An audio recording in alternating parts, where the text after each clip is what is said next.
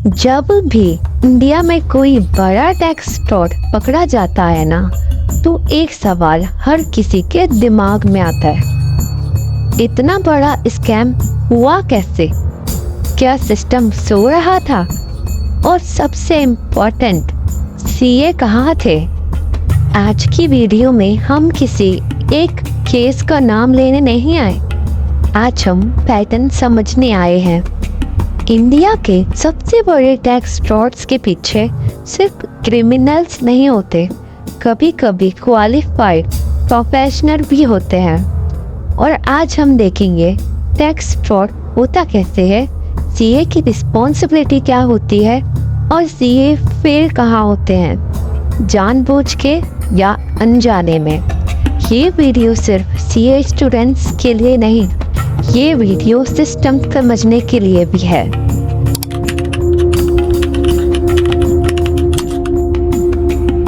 पहले हम समझ लेते हैं टैक्स फ्रॉड होता कैसे है।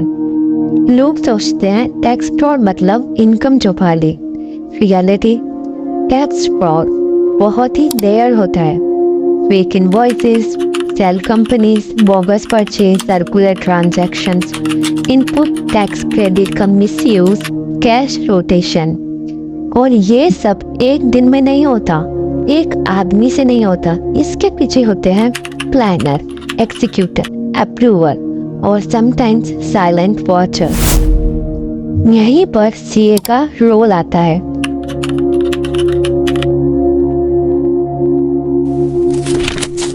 अब हम समझते हैं सीए की असली रिस्पॉन्सिबिलिटी क्या होती है। सीए का काम सिर्फ रिटर्न फाइल करना, ऑडिट साइन करना, बैलेंस शीट बनाना नहीं होता। सीए एक गेट कीपर होता है सिस्टम के लिए। सीए का मतलब अगर सीए ने साइन किया है तो कुछ सोच समझ के किया होगा। इसलिए सीए से एक्सपेक्ट किया जाता है professional scepticism, independent judgement, ethics over pressure. पर प्रॉब्लम यहीं शुरू होती है।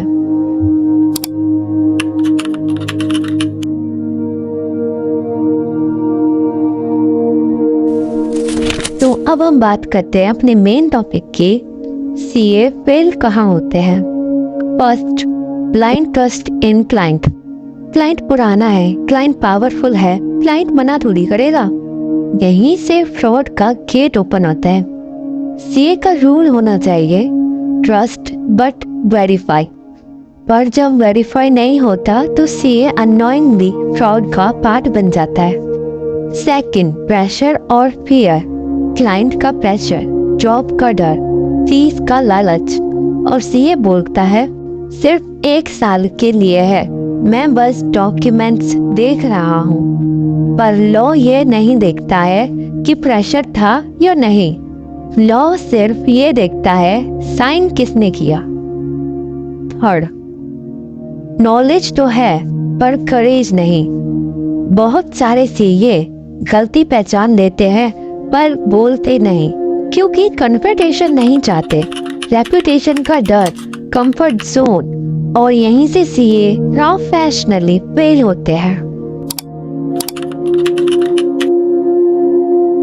अब हम बात करेंगे जो सीए जानबूझ के फेल होते हैं। अब सच का सबसे कड़वा हिस्सा। कुछ केसेस में सीए प्लानिंग का पार्ट होता है, लूप होल्स का मिसयूज होता है, ऑडिट सिर्फ पेपर पे होता है। शॉर्ट टर्म में पैसा, पावर, इन्फ्लुएंस, लॉन्ग टर्म में लाइसेंस कैंसिल, जेल, करियर खत्म, फैमिली का फ्यूचर डार्क। एक गलत क्लाइंट पूरी सीए लाइफ खत्म कर सकता है। अब हम बात करेंगे सिस्टम क्यों फेल होता है। सिर्फ सीए ही रिस्पॉन्सिबल नहीं होते। System issues, overload of work, low fees culture, compliance pressure, ethical training का लैक। पर याद रखो, सिस्टम एक्सक्यूज हो सकता है, जस्टिफिकेशन नहीं। सीए प्रोफेशनल ट्रस्ट बेस्ड है, और ट्रस्ट एक बार टूटा तो डिग्री सिर्फ कागज रह जाती है।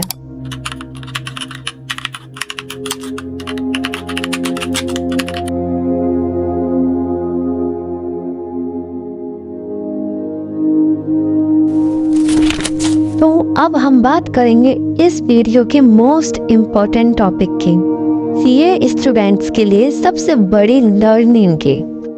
अगर आप सीए स्टूडेंट हो या सीए बनना चाहते हो तो ये बात सिर्फ सुनना नहीं, दिल में रख लेना, क्योंकि जो बातें यहाँ बोली जाएंगी वो आईसीएआई के मॉड्यूल में शायद नहीं होंगी। Lesson number 1, CA degree power देती है पर प्रोटेक्शन नहीं। सीए बनना मतलब सिर्फ रिस्पेक्ट नहीं, सीए बनना मतलब लॉ के सामने एक्स्ट्रा जिम्मेदारी लेना। जब एक नॉर्मल आदमी गलती करता है तो कहता है मुझे पता नहीं था, पर जब एक सीए गलती करता है लॉ कहता है तुम्हें पता होना चाहिए था। इसलिए याद रखो, लेसन नंबर 2, सबसे डेंजरस लाइन, सिर्फ 1 साल के लिए। बहुत सारे फ्रॉड्स की शुरुआत एक ही सेंटेंस से होती है, सर बस इस साल एडजस्ट कर दूं, नेक्स्ट ईयर सब क्लीन कर देंगे, ऑडिट के टाइम देख लेंगे। पर सच क्या है, नेक्स्ट ईयर कभी क्लीन नहीं होता, एडजस्टमेंट परमानेंट बन जाता है। सीए धीरे धीरे नॉर्मलाइज कर लेता है फ्रॉड को, और एक दिन जब नोटिस आता है तो क्लाइंट बोलता है डॉक्यूमेंट्स सीए ने हैंडल किए थे, और सीए के पास सिर्फ एक जवाब होता है, silence. Lesson number 3, client choose करना या करियर चूज करना है। हर पैसा अच्छा पैसा नहीं होता और हर क्लाइंट गलत अपॉर्चुनिटी नहीं होता। आपका एक गलत क्लाइंट आपकी रेपुटेशन बर्बाद कर सकता है, आपका लाइसेंस सस्पेंड करवा सकता है और आपकी पूरी लाइफ की मेहनत जीरो कर सकता है। इसलिए सीए स्टूडेंट होते हुए ही सीखो, क्लाइंट का नेचर समझो, उनकी इंटेंट जज करो, और अगर रेड फ्लैग दिखे तो नो बोलना सीखो। नो बोलना आसान नहीं होता, पर जेल जाना उससे भी ज्यादा मुश्किल होता है। लेसन नंबर 4, एथिक्स को थ्योरी नहीं स्किल बनाओ। बहुत लोग सोचते हैं एथिक्स तो एग्जाम के लिए होती है, नहीं, एथिक्स एक डिसीजन मेकिंग स्किल है। जब क्लाइंट प्रेशर में हो, बॉस मैनिपुलेट कर रहा हो, फीस अट्रैक्टिव हो, करियर स्टेक पे हो, उस वक्त एथिक्स याद आनी चाहिए। और ये तभी आती है जब आपने पहले से डिसाइड कर रखा हो, मैं यहाँ लाइन ड्रॉ करता हूँ। जो सीए एथिक्स पे कॉम्प्रोमाइज नहीं करता वो शायद स्लो ग्रो करता है, पर जो कॉम्प्रोमाइज करता है वो सडनली डिसअपियर करता है। Lesson number 5, real success is equal to sleep peacefully at night. आज के सोशल मीडिया वर्ल्ड में लोग लग्जरी दिखाते हैं, लोग सक्सेस स्पीक करते हैं, लोग शॉर्टकट ग्लोरीफाई करते हैं, पर कोई ये नहीं दिखाता नोटिस का स्ट्रेस, पुलिस का कॉल, फैमिली का प्रेशर, करियर का एंड। इसलिए सक्सेस को रिडिफाइन करो, जहां आप बिना डर के सो सको, जहां आप अपने पेरेंट्स की आंखों में देख सको, जहां आप अपने प्रोफेशन पे प्राउड फील करो। Final message for CA students, याद रखो, क्लाइंट टेम्परेरी होता है, फीस टेम्परेरी होती है, पर सीए डिग्री लाइफ टाइम के लिए होती है। अगर आपने इस प्रोफेशन को इज्जत दी तो ये प्रोफेशन आपको इज्जत देगा। और अगर आप चाहते हो कि सीए वर्ल्ड कभी फ्रॉड के साथ ना जोड़े जाए तो शुरुआत आपको खुद से करनी होगी।